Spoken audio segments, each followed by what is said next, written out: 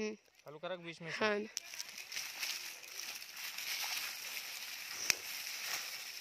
देख रहे हैं।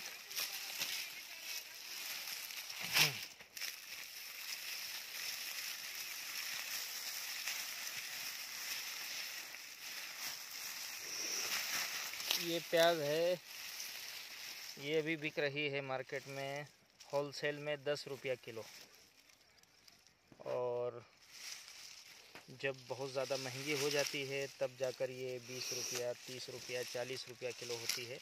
किसान और काश्तकार इसको तकरीबन 10 से 20 हाथ लगाते हैं रखने के लिए, और फिर उसके बाद रखने के बाद से मार्केट ले जाने तक तकरीबन और 20 हाथ लगते हैं। इतनी मेहनत के बाद भी उसको प्याज का वो भाव नहीं मिल पाता है जो मिलना चाहिए।